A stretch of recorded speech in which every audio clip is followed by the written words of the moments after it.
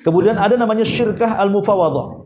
Syirkah ini melibatkan adanya kerjasama hingga kerugian ditanggung bersama. Syirkah ini bentuknya adalah kerjasama melibatkan harta dan badan.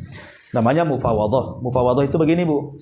Umpamanya kita mau buka showroom sepeda motor. Ibu punya modal 100 juta, saya punya modal 100 juta. Kemudian digabung 200 juta, kemudian kita belanjakan beberapa unit motor, kemudian kita sewa tempat, kemudian akhirnya berjalanlah jual beli motor. Lah, sebagai penjaganya saya dengan ibu di showroom itu. Lah, itu yang seperti ini, Bu. Maka ya kalau untung dibagi dua gitu ya, kalau tidak untung ya ruginya juga ditanggung sama-sama kan. Itu ini namanya syirkah mufawadhah, dan ini yang banyak di masyarakat namanya.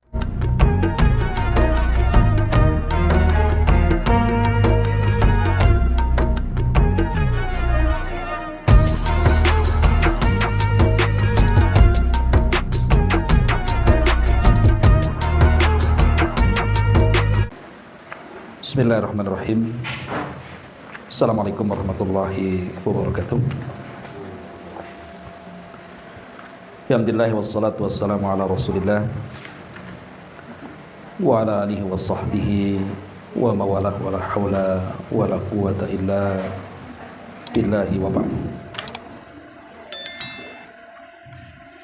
Alhamdulillah, segala puja dan puji hanya milik Allah Subhanahu wa ta'ala. Salawat dan juga salam kita hadiahkan kepada Rasul kita Nabi besar Muhammad sallallahu alaihi wa ala alihi wasallam. Alhamdulillah, di siang ini kembali kita bisa duduk untuk bertalabul ilmi, dan kita masih meneruskan kajian kitab Bahjah Qulubil Abrar, kalimat-kalimat singkat namun syarat dan padat makna dari lisan Nabi kita Muhammad sallallahu alaihi wasallam. Dan kita masuk pada halaman ke-153 di mana kita masuk pada poin ke-41 tentang mengembalikan hak orang lain. Di sini ada hadis dari Samurah ibn Jundub radhiyallahu anhu. Qala Rasulullah sallallahu alaihi wasallam, 'ala al-yadi ma akhadat hatta tu'addiyahu. Rawahu ahlus sunani ila Nasa'i.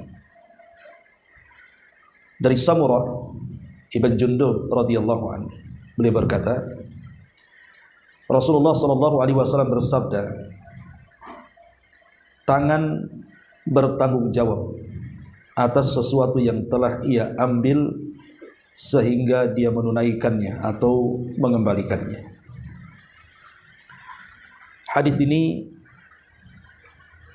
dijadikan oleh para ulama sebagai kaidah tentang muamalah. Kata Nabi sallallahu alaihi wasallam, "Ala liyad ma akhadat hatta tu'diyahu."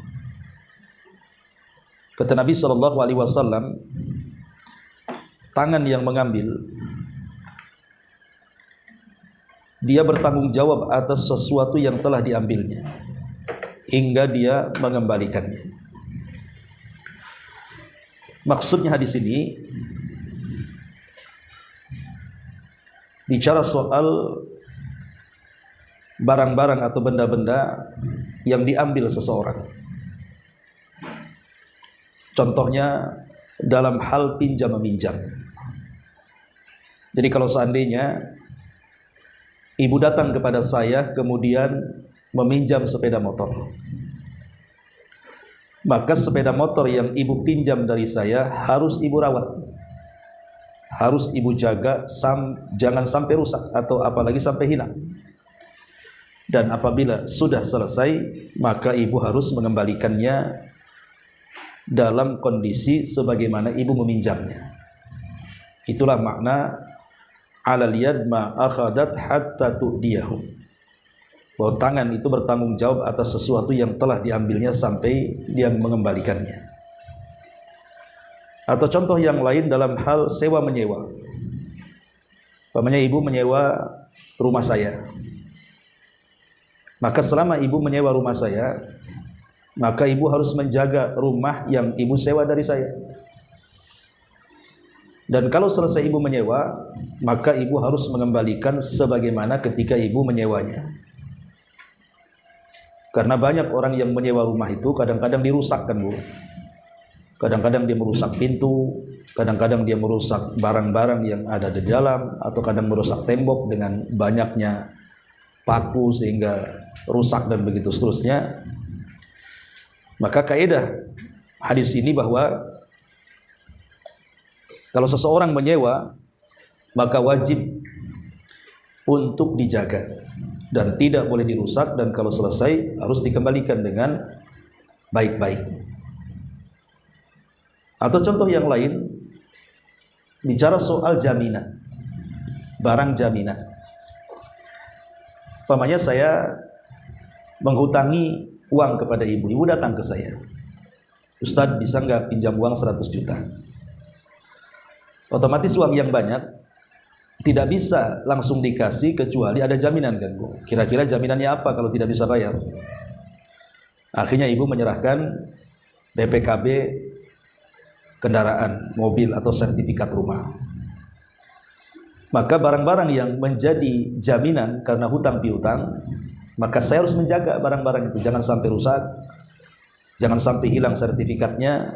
Dan kalau seandainya ibu sudah selesai melunasinya, maka saya akan mengembalikan barang jaminan itu tanpa ada cacat sedikit pun. Inilah yang dimaksud hadis ini, alal yad ma akhadat hatta tu'diyahu. Tangan bertanggung jawab atas sesuatu yang telah ia ambil hingga dia mengembalikannya. Bagaimana kalau seandainya saya contohkan ibu meminjam buku kepada saya, kitab lah semacam ini, kitab yang depan kita sedang dipelajari, mungkin ibu tidak punya, akhirnya saya pinjamkan. Tiba-tiba oleh ibu dicoret-coret pula kitab saya. Pas dikembalikan sudah banyak tulisannya di situ, dan tulisannya pula tulisan dokter, nggak bisa dibaca. Ya. Lah ini tidak boleh, Bu. Itu merusak barang walaupun hanya tulisan. Karena bagaimanapun ketika meminjamkan kosong, tidak ada coret-coret, tiba-tiba sama ibu dicoret-coret. Nah itu tidak boleh, Bu. Itu zalim artinya. Kecuali kalau seandainya ibu meminjam barang kepada saya, semacam buku tadi, kemudian ibu belikan sampul buku, kan tadinya tidak ada sampulnya tuh, sama ibu dikasih sampul, dibuat cantik-cantik kan gitu ya. Yang tadinya buku itu jelek, setelah ibu pinjam rupanya ibu kasih cantik-cantik, kasih sampul, kasih macam-macam. Kemudian dia meminta izin, ibu minta izin sama saya, dan saya senang dengan itu, maka itu tidak ada masalah. Karena mengembalikan jauh dengan yang lebih baik dibandingkan ketika dia meminjamnya. Jadi kalau memang ada manfaat dan ada izin tidak ada masalah. Tapi kalau tidak ada manfaat dan tidak izin, maka dia berdosa. Ini yang dimaksud. Tapi masalahnya ada orang-orang yang meminjam sesuatu, sepeda motor umpamanya kan. Tahu-tahu sepeda motor itu dihilangkan dia. Maka ibu wajib kemudian mengembalikannya, bagaimanapun harus menggantinya. Atau sewa rumah, tiba-tiba dirusak rumah itu, maka ibu wajib untuk membetulinya sebelum menyerahkan kepada pemiliknya. Atau merusak barang jaminannya, maka ibu harus mengembalikan barang jaminan itu secara utuh. Atau umpamanya seseorang diberikan semacam tanah, dipinjamkan tanah untuk ibu bercocok tanam, ya. Tiba-tiba kemudian tanah itu dijual pula kepada orang. Lah ini kan tidak ada amanah namanya, Bu ya. Makanya di sini ada 3 perkara yang dipahami oleh para ulama. Pertama, ada tangan-tangan itu ketika meminjam sesuatu dia melampaui batas. Dia zalim dengan orang lain dengan cara tadi, pinjam dirusak gitu ya. Sewa dirusak atau barang jaminan dirusak. Atau mungkin orang lain yang menyebabkan rusak. Orang lain yang menyebabkan rusak. Umpamanya ibu ke toko, dorong orang, rupanya orang ini tangannya nyentuh barang toko, jatuh rusak kan itu ya. Itu kan ibu yang menyebabkan karena mendorong dia, harus diganti kalau yang seperti ini. Nah inilah kesimpulan daripada hadis Nabi SAW, 'alal yadi ma aqadat hatta tu'diyahu, bahwa tangan itu sangat bertanggung jawab atas sesuatu yang telah diambil hingga dia harus mengembalikannya. Ma'asyiral muslimat yang dimuliakan Allah Subhanahu wa taala. Ada beberapa riwayat yang disebutkan oleh para ulama tentang hal ini. Di antaranya adalah kisah di mana Nabi Shallallahu Alaihi Wasallam pernah satu hari, disebutkan dalam riwayat Sunan Abi Dawud, dari sahabat Umayyah bin Safwan bin Umayyah dari ayahnya, bahwa Nabi Shallallahu Alaihi Wasallam pernah meminjam kepadanya beberapa baju besi. Saat itu Nabi Shallallahu Alaihi Wasallam hendak melakukan perang Hunain, dan ketika itu kekurangan baju besi untuk para prajurit. Dan ketika itu Safwan sebagai Umayyah bin Safwan bin Umayyah dari bapaknya ini menceritakan Nabi SAW ketika meminjam itu, maka dia mengatakan, apakah ini sebuah paksaan atau pinjaman? Karena kan ketika itu dia masih kafir. Maka Nabi SAW mengatakan ini adalah pinjaman. Ketika sudah mendengar pinjaman, artinya Rasulullah akan mengembalikan setelah peperangan kalau menang kan, dan kalau kalah tetap juga harus dikembalikan. Dan Allah takdirkan menang dalam perang Hunain ini. Akhirnya kemudian ada beberapa baju besi yang ketika itu hilang. Setelah itu Nabi SAW mendatangi orang yang dipinjam baju besi itu dan mengatakan, sesungguhnya aku akan kembalikan baju-baju besi ini kepada kamu, tapi ada beberapa baju besi yang hilang. Apakah saya harus menggantinya? Tiba-tiba kemudian dia mengatakan, tidak perlu. Karena ketika itu dia sudah masuk Islam.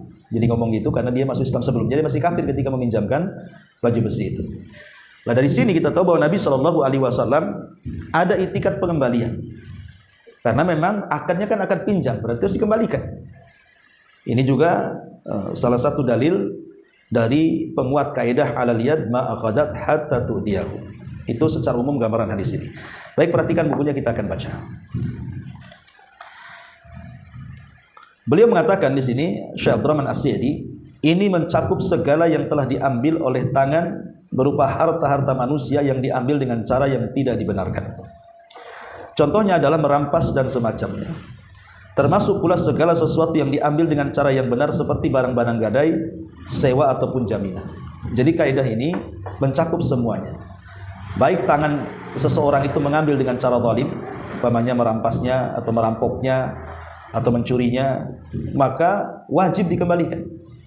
Atau dengan cara yang benar, ya seperti tadi, dia sewa, dia pinjam, atau dia barang yang dijaminkan, maka tetap dua-duanya harus dikembalikan, karena itu bukan hak dia. Adapun bagian yang pertama, yaitu merampas, adalah mengambil harta orang lain dengan cara yang tidak benar dan tanpa kerelaannya. Perbuatan ini termasuk kezaliman dan perbuatan haram yang paling besar. Nabi SAW bersabda, man ghasaba qida sibrin minal ardi tuwiqahu yaumal qiyamah min sab'i aradin. Barang siapa yang merampas sejengkal tanah, akan dikalungkan padanya leher 7 lapis bumi kelak pada hari kiamat. Jadi siapapun yang mengambil dengan cara zalim, siapapun yang mengambil dengan cara zalim, dan pengarang mencontohkan seperti seseorang merampas tanah. Umpamanya seorang petani, dengan sengaja kemudian dia ingin melebarkan sawahnya. Mulailah dia mencangkul sedikit-sedikit sawah orang, mulai dari sejengkal, akhirnya 1 meter gitu ya, tanpa sadar karena setiap hari. Berarti kan dia sudah mengambil tanah orang, padahal batas tanah sudah ada. Maka hakikatnya dia harus mengembalikan tanah itu. Dan kalau tidak, maka akan terancam dengan hadis ini. Barang siapa yang sejengkal saja dia ambil dari tanah orang, maka kelak pada hari kiamat akan dikalungkan di lehernya 7 lapis bumi. Subhanallah, ya, ini berat sekali. Orang-orang yang kemudian mengambil hak orang dan tidak mengembalikannya. Kemudian kata beliau, maka wajib atas perampas untuk mengembalikan barang rampasannya. Walaupun untuk itu dia harus berhutang dengan jumlah yang berlipat-lipat dari nilai barang yang dirampasnya. Dan kendati pun dia harus menanggung mudarat ketika mengembalikannya. Umpamanya dia merampas sepeda motor, Kemudian tiba-tiba sepeda motor yang dirampasnya dirampas orang lagi. Dia nyuri sepeda motor, rupanya sepeda motornya dicuri lagi sama orang. Maka dia harus mengembalikan sepeda motor itu. Walaupun dia harus mengeluarkan uang banyak, umpamanya dia yang diambil itu Scoopy lah, motor Scoopy yang mungkin tahunnya sudah jadul gitu. Maka dia harus mengembalikan walaupun dia harus membeli Scoopy yang baru karena dia telah mengambil hak orang. Ya, makanya di sini walaupun kendatinya dia harus memudaratkan bagi dia, menanggung mudarat bagi dia ketika mengembalikannya. Karena pada asalnya dialah yang telah menimpakan mudarat atas dirinya sendiri. Ya salah dia karena dia mencuri. Tiba-tiba barang ini dicuri lagi sama orang. Maka dia harus mengembalikannya. Itu kan memadaratkan diri sendiri yang buat madarat di situ. Jika dia telah mengurangi beberapa yang dirampasnya itu, maka dia harus mengembalikannya ditambah dengan nilai kekurangan barang tersebut. Kemudian dia harus membayar uang ganti sewa selama benda-benda tersebut berada di tangannya walaupun barang tersebut telah rusak.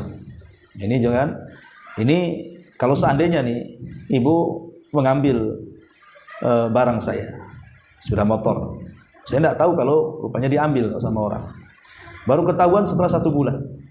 Maka kalau pengembaliannya ini hanya sepeda motor saja, ini tidak cukup. Tetapi dia harus membayar uang sewa yang kalau seandainya per hari motor yang disewakan kepada orang umpamanya 300 ya kali sebulan. Ya, maka itu harus dibayar, bukan hanya mengembalikan barang saja. Supaya terdapat keadilan di sini. Ya. Kemudian kata beliau, adapun jika tangan tersebut mengambil harta orang lain dengan kerelaan pemiliknya. Misalnya dengan sistem sewa menyewa, kemudian gadai, ataupun sistem mudharabah atau musakoh atau muzara'ah atau selainnya, maka pemilik tangan itu dipercaya karena pemilik barang telah mengamanahkan barang tersebut kepadanya. Jikalau barang itu rusak ketika di tangannya bukan disebabkan karena berlebihan dalam menggunakan barang tersebut dan bukan pula disebabkan kelalaian, maka tidak perlu menggantinya. Jadi contoh umpamanya, Bu, saya mau safar, kemudian karena takut kan sepeda motornya hilang, jadi saya pinjamkan ke ibu. Ya sudahlah, bawa aja motor saya, rawat aja lah, kalau terserah mau pakai aja lah kan gitu. Yang penting jaga ya. Nah, jadi selama saya di kampung sampai 3 bulan, kemudian balik lagi ke sini, rupanya motor itu anggap saja ada kerusakan sedikit. Lah kalau kerusakannya ini, Bu, bukan karena kelalaian ibu, atau bukan karena ibu memakainya diporsir siang malam gitu kan, padahal yang punya motor aja tidak pernah pakai segitu lamanya, sama ibu diporsir pemakaiannya sehingga rusak, ya. Tapi kalau seandainya seperti itu harus ganti. Tapi kalau seandainya ibu ya layaknya sepeda motor dipakai ya, tidak ngebut-ngebut, kemudian juga hati-hati. Nah, tiba-tiba kemudian ada kerusakan gitu ya, maka tidak perlu diganti karena dia sudah berusaha menjaga, tidak berlebihan dalam pemakaian ataupun tidak juga kelalaian sehingga motor itu menjadi rusak. Jadi kalau memang sudah dijaga seperti itu dan itu atas dasar sukarela, maka tidak perlu mengganti, itu maknanya di sini. Ma'asyiral muslimat yang dimuliakan Allah Subhanahu wa taala. Kemudian demikian juga al-ariyah, pinjam meminjam. Seseorang peminjam hendaklah mengembalikan barang yang dipinjamnya kepada pemiliknya ketika berakhir masa pinjamannya. Atau jika sang pemilik barang memintanya untuk dikembalikan, karena yang namanya al-ariyah adalah sesuatu akad yang sifatnya boleh, maksudnya tidak mengikat, bukan lazim, bukan mengikat, maka harus dikembalikan. Nah, jadi umpamanya saya pinjamkan motor. Nah, bolehlah saya, Ustaz pinjam motor, boleh. Kebetulan saya mau safar gitu ya. Berapa hari Ustaz? Sebulan. Rupanya baru 2 minggu saya sudah datang. Saya ambil lagi motornya. Maka ibu harus kembalikan karena kan sifatnya tidak ada ikatan, namanya pinjam harus kembalikan. Ibu tidak mengatakan lah kemarin kan Ustaz bilang sebulan kan itu. Enggak bisa, tetap harus dikembalikan karena ini bukan akad pengikat. Tapi ini akad yang tidak mengikat. Sehingga kapanpun saya sebagai pemilik motor mengambil, ya ibu harus mengembalikan. Itu maksudnya. Ya. Kemudian apabila barang pinjaman tersebut rusak bukan disebabkan karena berlebihan dalam menggunakan barang tersebut dan bukan pula disebabkan kelalaian, maka di antara para ulama ada yang berpendapat bahwa ia harus menggantinya. Sebagaimana pendapat inilah yang terkenal dalam madhab Imam Ahmad. Di antara mereka ada juga yang berpendapat bahwa tidak perlu menggantinya sebagaimana yang berlaku pada amanah. Ada pula di kalangan para ulama yang merinci, jika pada akad dipersyaratkan adanya jaminan, maka dia harus menggantinya. Namun jika tidak, maka tidak perlu menggantinya. Dan ini adalah pendapat yang terbaik dari 3 pendapat tadi. Artinya di sini ketika ibu menyewa atau meminjam uang saya atau meminjam barang, sepeda motor atau mobil gitu ya, atau perkakas dapur dan begitu seterusnya, kalau saya mensyaratkan boleh saya pinjamkan tapi tolong jangan ada yang rusak. Tiba-tiba ada yang rusak gitu ya, ya ibu benerin, ibu ganti. Tapi kalau seandainya tidak ada akad seperti itu, ya tidak harus diganti. Ya, itu maksudnya di sini. Kemudian kata beliau, akan tetapi apabila didapati sejumlah harta pada tangan orang gila, orang dungu, atau anak kecil, lalu seseorang mengambil harta tersebut dalam rangka menjaganya, namun harta tersebut rusak atau hilang di tangannya tanpa adanya unsur berlebihan dan kelalaian, maka dia adalah orang yang telah berbuat kebaikan dan tidak celah untuk menyalahkan orang yang berbuat kebaikan. Ini juga salah satu kaidah dalam bermuamalah, Bu ya. Kemudian kata beliau, apabila seseorang mengambil barang dan barang itu adalah barang temuan yang boleh diambil, maka dia harus mengumumkan barang tersebut selama setahun penuh. Jadi ibu nemu dompet, rupanya ada isi 10 juta di situ. Karena uang dolar kan tipis-tipis kan, Bu. Kalau uang rupiah mungkin nggak masuk ke dompet 10 juta tuh. Apalagi uang 2000-an. Jadi kalau seandainya nemu nih, nggak ada identitas di situ, maka tidak boleh kemudian kita langsung pakai, tetapi diumumkan dulu barang tersebut selama setahun. Diumumkan di medsos, kalau sekarang kan di grup-grup WA dan begitu seterusnya. Kalau tidak ada yang mengaku selama setahun baru boleh. Maka di sini kalau sudah selama setahun itu, maka barang tersebut menjadi milik orang yang menemukannya. Jadi dompet dan isinya milik ibu kalau sudah diumumkan selama setahun tidak ada yang ngaku. Tapi kebanyakan nggak gitu kan, Bu. Kalau nemu dompet hari ini pula diambil duitnya tuh. Ya. Nanti kan kalau ketemu nanti saya bayar lagi. Nggak boleh kayak gitu. Jadi harus diumumkan dulu selama setahun. Baru setelah tidak ada yang mengaku selama setahun baru menjadi hak milik utuh bagi penemunya. Inilah disebut dengan kata beliau menjadi milik orang yang menemukannya. Apabila setelah itu pemiliknya baru datang untuk mengambilnya dan ia menyebutkan ciri barang tersebut, maka sang penemu barang wajib menyerahkan barang itu kepada pemiliknya jika barangnya masih ada dan menggantinya jika barangnya telah habis atau rusak karena dia memanfaatkan atau sebab lainnya. Namun apabila barang tersebut hilang atau rusak selama masa diumumkan tanpa adanya unsur kelalaian dan kelebihan, maka orang yang menemukannya tidak berkewajiban untuk menggantinya karena termasuk dalam kategori amanah dan ketika itu barang tersebut bukan milik dia. Ya, di sini kalau seandainya ibu nemu dompet kan itu ya tadi saya contohkan, kemudian ibu sudah umumkan 1 tahun, kok nggak ada yang punya, atau mungkin ibu nemu emas lah di jalan, kok ada kalung gitu ya, nampaknya kuning-kuning, rupanya diambil, betul emas rupanya. Lah ibu tidak boleh pakai ataupun dijual, tapi diumumkan dulu selama setahun. Kalau sudah setahun berarti emas itu milik ibu. Ibu boleh memakainya atau ibu boleh menjualnya.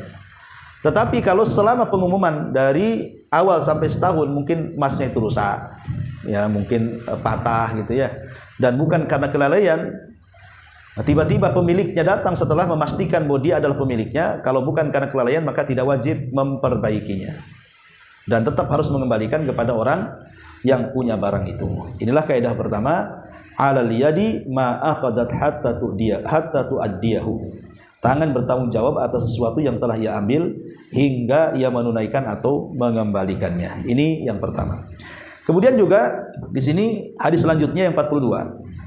Hukum syuf'ah. Apa syuf'ah itu? Baik, kita akan baca hadisnya.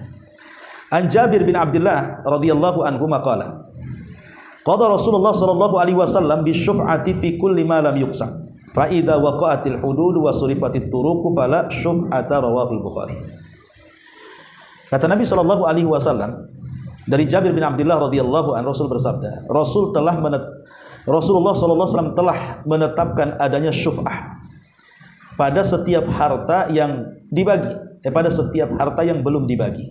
Jadi Rasul menetapkan adanya syuf'ah pada setiap harta yang belum dibagi apabila terdapat pembatas dan jalan yang terpisah, syuf'ah itu tidak berlaku. Apa maknanya? Hadis ini, Bu? Jadi syuf'ah ini secara definisi, Bu ya. Syuf'ah ini secara definisi diambil dari kata asyaf'u. Asyaf'u itu artinya berpasang-pasangan. Makanya ada asyaf'u wal watar. Disebut genap itu asyaf'u, watar itu ganjil. Jadi yang ganjil kalau diambilkan satu menjadi genap. Tapi secara istilah syaf'u itu adalah berpindahnya bagian seseorang sekutu kepada sekutunya yang lain yang sebelumnya berpindah kepada orang asing dengan pengganti yang sama yang telah ditentukan. Mungkin mudahnya dengan contoh lah begini Bu ya, kalau ibu nggak paham. Jadi kalau seandainya nih ibu punya rumah kan, kalau di Batam ini kan rumah ini kan kopel kan Bu ya, rata-rata kalau perumahan ini kan kopel. Kadang-kadang satu tembok dengan tetangga, itulah tembok kita, itulah pula tembok tetangga. Memang perumahan kan kalau kopel kan begitu ya, kadang-kadang satu tembok itu dinding sebelahnya milik kita, dinding sebelahnya milik tetangga ya.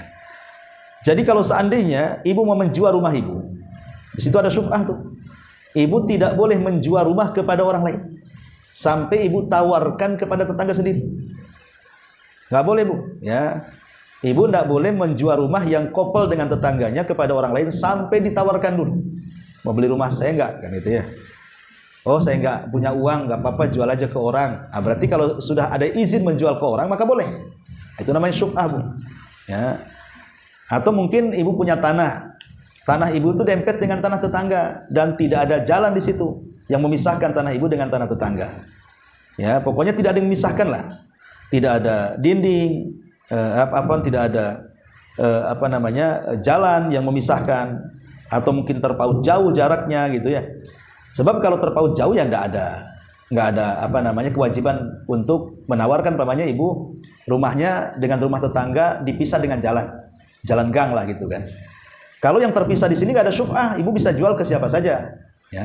Tapi kalau ibu rumahnya kopel, nah kayak kita ini kopel di perumahan, maka ibu tidak boleh jual ke orang lain sampai ditawarkan ke tetangganya ya. Bisa dipahami Bu ya. Nah makanya di sini Nabi SAW mengatakan fi kulli malin lam yuqsam fa idza waqa'atil hudud wa surifatit turuq fala syuf'ata. Kata Nabi SAW, apabila telah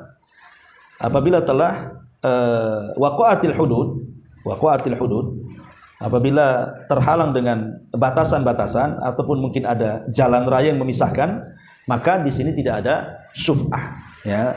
Tidak ada syuf'ah artinya tidak perlu ditawarkan ke tetangganya hak ibu menjual kepada siapapun. Inilah kaidah tentang masalah syuf'ah. Jadi karena kan Rasul mengatakan pada setiap sesuatu yang belum dibagi, apabila telah dibatasi dan telah diatur peraturannya, maka tidak berlaku syuf'ah. Ma'asyiral muslimat yang dimuliakan Allah Subhanahu wa taala. Baik, kita akan setelah kita tahu contoh dan gambarannya, kita baru masuk perkataan pengarang, maksudnya biar ibu paham dulu contohnya syuf'ah ini ketika membaca sehingga nggak bingung ya. Jadi di sini kata beliau, kaidah yang bisa diambil dari hadis ini adalah hukum-hukum syuf'ah secara keseluruhan. Segala hal yang terdapat dalam syuf'ah padanya dan yang tidak ada. Syuf'ah itu hanya berlaku pada harta yang dimiliki bersama. Harta tersebut terbagi menjadi dua bagian, yaitu bisa saja berupa ikor, benda-benda yang tidak bergerak seperti tanah, bangunan, seperti contohnya tadi, tanah kopel, tanahnya dempet dengan tanah orang, atau bangunannya kopel dengan bangunan orang gitu ya, dan yang semisalnya. Nabi SAW menetapkan adanya syuf'ah pada ikor dalam hadis ini, dan beliau menunjukkan bahwa selain ikor tidak berlaku syuf'ah padanya. Maka kepemilikannya bersama pada hewan-hewan, perabotan, rumah tangga, uang, dan seluruh benda yang bisa dipindah bergerak, maka tidak berlaku syuf'ah padanya, sehingga apabila salah satu dari pemiliknya menjualnya, maka yang lain bisa mengambil bagiannya. Jadi kalau hal-hal yang sifatnya bukan bersama, contoh umpamanya kambing, ibu dengan saya usaha kambing, saya 10 kambing, ibu 10 kambing, kemudian disatukan, kan itu kan bisa dipisah Bu, kambing-kambing itu ya, kambing-kambing itu bisa dipisah sehingga tidak ada syuf'ah di sini. Jadi sesuatu yang bisa dipisah maka tidak ada syuf'ah. Syuf'ah itu berlaku pada sesuatu yang tidak bisa dipisah ya, seperti tadi rumah kopel ataupun tanah yang dempet gitu ya. Adapun iqarat, tanah, rumah, dan bangunan lainnya, jika telah dipisah, ditentukan batas-batasnya dan terdapat jalan yang memisahkannya, sehingga setiap pihak yang bersekutu telah memilih bagiannya masing-masing, maka tidak ada syuf'ah padanya. Sebagaimana hal itu disebutkan dalam hadis, karena saat itu kondisinya telah Karena saat itu kondisinya teranggap sebagai tetangga, sedangkan tetangga tidak ada syubhah padanya.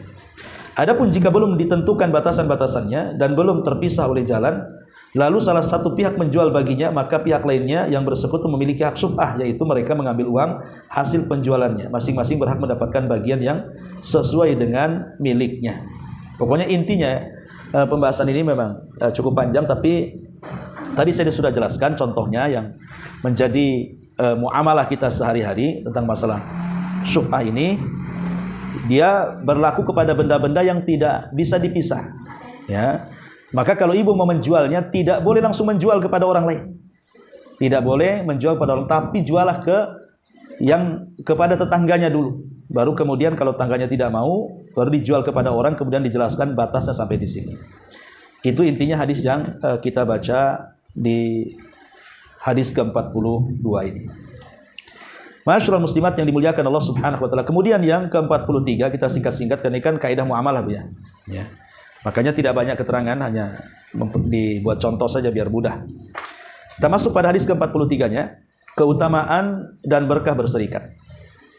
An Abi Hurairah radhiyallahu anhu qala qala Rasulullah sallallahu alaihi wasallam yaqulullahu ta'ala ana thalithu asy-syariqaini ma lam yakun ahaduhuma sahibahu fa in khanahu kharajtu min bainihima rawahu Abu Dawud. Dari Abu Hurairah radhiyallahu anhu beliau berkata, Rasul bersabda, Allah berfirman dalam hadis qudsi, aku adalah pihak ketiga dari dua orang yang berserikat, selama tidak ada di antara mereka yang berkhianat kepada yang lainnya. Apabila berkhianat, aku keluar dari keduanya. Hadis ini, ma'asyiral muslimat yang dimuliakan Allah Subhanahu wa taala, bicara tentang kerjasama. Hadis ini bicara tentang kerjasama. Kerjasama yang sifatnya bersyirikat. Dan ingat, terkadang Bu, kalau kita bekerja sendiri, itu kan kerepotannya ditanggung sendiri, berpikirnya ditanggung sendiri, tenaganya ditanggung sendiri, kelelahannya ditanggung sendiri gitu ya. Tapi kalau berserikat, terkadang itu akan meringankan. Ya, jadi terkadang ada pemikiran yang kita tidak bisa berpikir, rupanya teman serikat kita, dia punya pikiran yang bagus. Terkadang kita lagi sakit, tidak bisa bekerja, rupanya teman bisa bergerak. Terkadang kita tidak punya ide-ide cemerlang, rupanya teman kita memiliki ide sempurna. Jadi berserikat ini sangat dihajatkan dalam Islam. Ya, daripada bekerja sendiri, walaupun terkadang dalam perserikatan usaha ini ada yang zalim satu dengan yang lainnya kan. Nah, itu memang risiko tuh. Nah, mungkin orang yang berserikat itu tidak ada risiko. Kalau tidak ada amanah orang yang berserikat dengan kita, ya seperti itu akhirnya, tidak ada berkah. Tapi kalau seandainya dua-duanya amanah, maka disinilah Allah akan berkahi. Karena hadis ini mengatakan, sayalah, kata Allah, adalah yang ketiga dari dua orang yang sedang berserikat, selama keduanya tidak berkhianat. Tapi kalau keduanya atau salah satunya berkhianat, maka aku keluar dari keduanya. Baik, masyaallah muslimat yang dimuliakan Allah Subhanahu wa taala. Kerjasama atau berserikat ini ada macam-macamnya. Ada yang disebut dengan syirkatul abdan. Syirkatul abdan, maksudnya berserikat dalam usaha. Kerjasama antara dua pihak atau lebih dalam usaha yang dilakukan oleh tubuh mereka. Seperti kerjasama dalam dunia kedokteran, atau klinik, atau sesama tukang jahit, atau tukang cukur dalam salah satu pekerjaan. Nah, ini disebut syirkatul abdan namanya. Jadi badan kita bergerak. Namanya saya ini tukang cukur. Kemudian suami ibu tukang cukur. Kemudian saya bilang, ayolah kita kerjasama buat satu toko gitu ya, barbershop atau apa namanya. Kemudian kita sama-sama bekerja di situ dengan modal yang sama. Kita patungan, kita beli alat, kita sewa rukonya. Kemudian sama-sama bekerja antara saya dan suami ibu yang sama-sama tukang cukur itu. Itu namanya syirkatul abdan namanya. Ya, syirkatul abdan. Kemudian di sana ada namanya syirkatu wujud. Ya, syirkatul wujud itu artinya kerjasama dua pihak atau lebih dalam keuntungan dari apa yang mereka beli dengan nama baik mereka. Tak seorang pun yang memiliki modal, namun masing-masing memiliki nama baik di tengah-tengah masyarakat. Mereka membeli sesuatu untuk dijual kembali secara utang, lalu keuntungannya yang didapat dibagi bersama. Lah, hukum syirkah semacam ini bolehkan menurut kalangan Hanafiyah dan Hambaliyah, tetapi tidak sah menurut kalangan Malikiyah dan Syafi'iyah hal ini dianggap tidak sah menurut ulama Syafi'iyah karena tidak adanya harta di antara yang bekerja sama. Jadi hanya dibuatkan nama baik saja, umpamanya dalam travel lah kan, dalam travel umroh. Ya, kadang-kadang kan pihak travel bekerja sama dengan ustadz. Ustadz ini karena dia terkenal, banyak jemaahnya kan gitu. Akhirnya diajak kerjasama, dimasukkan dalam travelnya. Saya seorang ustadz kan tidak punya modal, hanya ditarik oleh travel saja. Jadi syirkah wujud ini hanya sekedar mengambil nama baik untuk usaha dia. Ya, jadi travel menjual nama ustadz, kemudian dapat jemaah, akhirnya keuntungannya dibagi dua antara travel dan ustadz. Nah, itu namanya syirkah wujud. Lah, memang ini dikhilafkan ulama, ada yang membolehkan, ada yang tidak gitu maksudnya ya. Nah, itu namanya syirkah al-wujud disebutnya. Kemudian ada namanya syirkah al-mufawadhah. Syirkah ini melibatkan adanya kerjasama hingga kerugian ditanggung bersama. Syirkah ini bentuknya adalah kerjasama melibatkan harta dan badan. Namanya mufawadhah. Mufawadhah itu begini, Bu. Namanya kita mau buka showroom sepeda motor. Ibu punya modal 100 juta, saya punya modal 100 juta. Kemudian digabung 200 juta, kemudian kita belanjakan beberapa unit motor, kemudian kita sewa tempat, kemudian akhirnya berjalanlah jual beli motor. Lah, sebagai penjaganya saya dengan ibu di showroom itu. Lah, itu yang seperti ini, Bu. Maka ya kalau untung dibagi dua gitu ya, kalau tidak untung ya ruginya juga ditanggung sama-sama kan. Itu namanya syirkah mufawadhah, dan ini yang banyak di masyarakat namanya. Kemudian ada namanya syirkah inan. Syirkatu al-inan. Apa maksudnya syirkah inan ini? Jadi persekutuan dalam modal ataupun usaha dan keuntungannya. Jadi dia bersekutu, pertama modalnya, yang kedua usahanya, dan ketiga keuntungannya, tiga-tiganya. Jadi tiga-tiga perkara ini dibagi dua, modal, usaha, dan keuntungan. Ya. Contohnya di sini kerjasama antara dua orang atau lebih dengan modal yang mereka miliki bersama-sama untuk membuka usaha yang mereka lakukan sendiri. Lalu berbagi keuntungan bersama. Jadi modal berasal dari mereka semua, usaha juga dilakukan mereka bersama, untuk kemudian keuntungannya juga dibagi sama-sama. Nah, itu namanya syirkah inan. Ya, ini kurang lebih dengan mufawadhah juga ya, mirip-mirip ya. Jadi itulah diantara bentuk-bentuk syirkah kerjasama. Tapi yang jelas buat di masyarakat ini, Bu, ada kesalahan begini, Bu, kerjasama itu. Jadi ibu ini punya usaha. Anggap saja usahanya ibu ini nitip-nitipkan kue, gorengan. Dan omsetnya lumayan banyak gitu, satu hari itu bisa ratusan ribu, sebulan itu bisa ratusan juta hasilnya umpamanya kan. Jadi ibu ingin mengembangkan usaha ibu, akhirnya datang ke saya dan mengatakan, Ustadz, bisa nanam saham nggak di tempat saya? Jadi kata saya, butuh berapa? 100 juta aja Ustadz gitu. Akhirnya kata ibu gini, kalau Ustadz mau kerjasama 100 juta, maka setiap bulannya Ustadz saya kasih uang 2 juta umpamanya. Akhirnya saya kasih 100 juta ke ibu. Kemudian betul tiap bulan ibu ngasih 2 juta kepada saya. Ini tidak benar, Bu. Ini tidak benar. Ya, karena keuntungan itu bukan patokan dengan nominal uang, tetapi nominal persen. Ya, karena ini kan sudah masuk ke syirkah. Jadi bukan per bulan 2 juta, tidak boleh kayak gitu, tapi keuntungannya dari persennya. Umpamanya hasilnya per bulan sekian, maka saya dapat berapa persen, maka itu yang ibu kasih, sehingga pendapatan persen ini bisa sedikit bisa banyak, tergantung keuntungan. Ya, apalagi ada beberapa orang itu yang mensyaratkan, nanti kalau rugi gimana? Ya kalau rugi saya balikin modalnya. Itu bukan syirkah namanya, itu utang piutang kalau mengembalikan modal. Ya, kalau mengembalikan modal itu utang piutang, dan utang piutang tidak boleh ada keuntungan karena keuntungannya menjadi riba.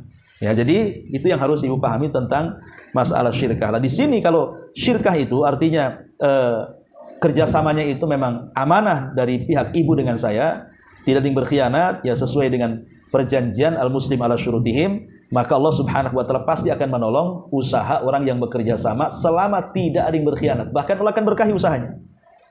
Yakin itu, pasti Allah akan berkahi usahanya. Itulah diantara 3 hadis ya yang bicara tentang masalah muamalah. Wallahu alam, ini saya hanya menjelaskan secara singkat saja, Bu, dari 3 hadis ini, sebab ini masuk pada ranah fikih sebenarnya dan pembahasannya cukup panjang gitu ya. Tapi beliau Syekh Abdurrahman As-Sa'di ini hanya mencantumkan hadis, kemudian menjelaskan sedikit keterangan. Kalau ingin memantapkan 3 pembahasan dari 3 hadis yang kita bahas, maka silakan merujuk ke kitab-kitab fikih. Wallahu a'lam bishawab. Ini yang bisa saya sampaikan. Baik, sebelum saya tutup, kalau ada yang mau bertanya silakan.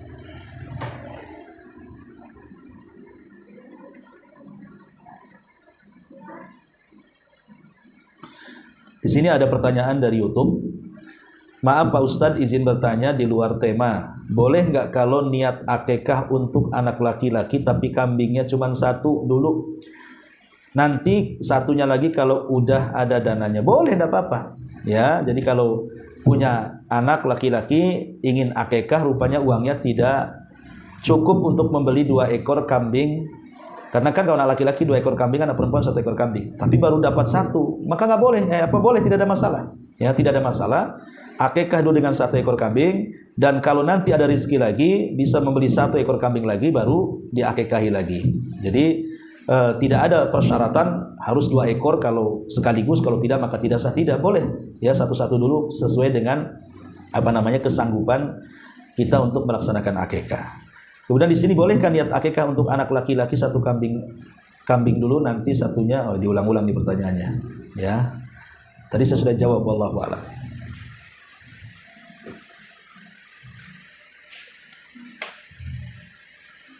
Baik, kalau nggak ada yang bertanya, kalau mau bertanya silakan.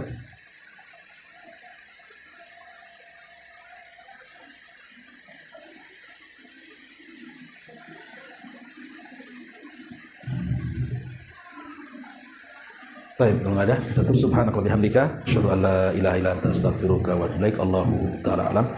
Assalamualaikum warahmatullahi wabarakatuh.